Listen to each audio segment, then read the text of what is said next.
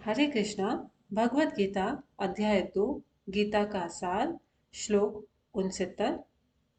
या निशा सर्वभूतानां तस्यां जागर्ति संयमी यस्यां जागृति भूतानि सा निशा पश्यतः मुनेः।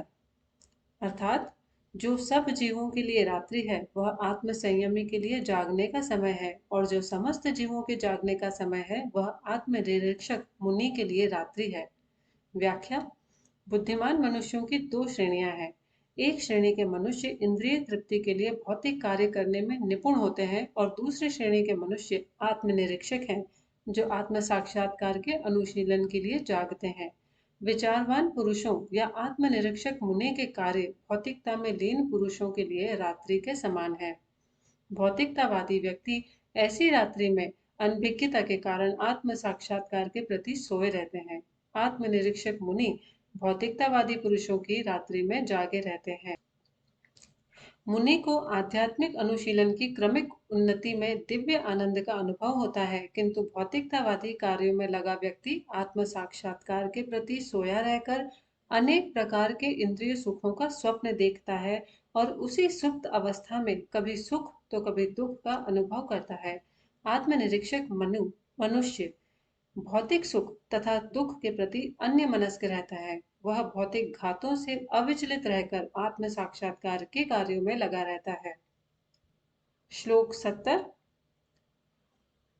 आपूर्यमाणम अचल प्रतिष्ठम समुद्रम आपः प्रविशन्ति यद्वतः तद्वतः कामः यम प्रविशन्ति सर्वे सह शांतिम आपनोति न काम कामे। अर्थात जो पुरुष समुद्र में निरंतर प्रवेश करती रहने वाली नदियों के समान इच्छाओं के निरंतर प्रवाह से विचलित नहीं होता और जो सदैव स्थिर रहता है वही शांति प्राप्त कर सकता है, वह नहीं जो ऐसी इच्छाओं को तुष्ट करने की चेष्टा करता हो। व्याख्या।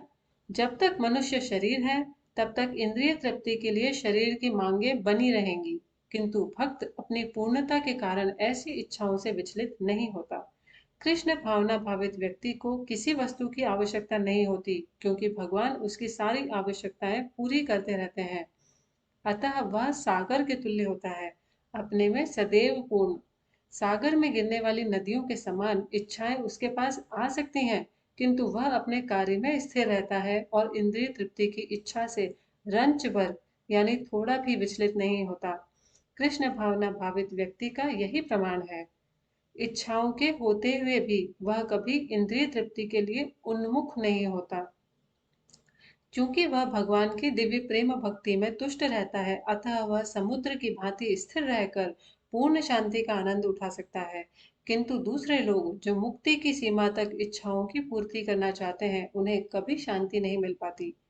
कर्मी, मुमुक्षु तथा वे योगी सिद्धि के कामी हैं, ये सभी अपूर्ण इच्छाओं के कारण दुखी रहते हैं।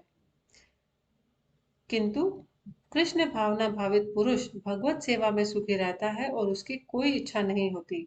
वस्तुतः वह तो तथाकथित भव बंधन से मोक्ष की भी कामना नहीं करता। कृष्ण के भक्तों की कोई भौतिक इच्छा नहीं रहती, इसलिए वह पूर्ण शांत रहते हैं। हरे कृष्णा। इस वीडियो में और इस चैनल के बाकी सभी वीडियोस में भक्ति वेदांत स्वामी प्रभुपाद द्वारा लिखी गई भगवत गीता यथारूप को पढ़ा गया है। अगर इन श्लोकों को सुनकर भगवत गीता पढ़ने में आपका इंटरेस्ट या क्यूरियोसिटी जागृत होती है तो आप इस बुक को ज़रूर पढ़ें। ये बुक इस्कॉन टेम्पल के बुक स्टोर्स पर, अदर बुक स्टोर्स पर या ऑनलाइन प्लेटफॉर्म्स जैसे कि अमेजोन या फ्लिपकार्ट पर भी अवेलेबल है।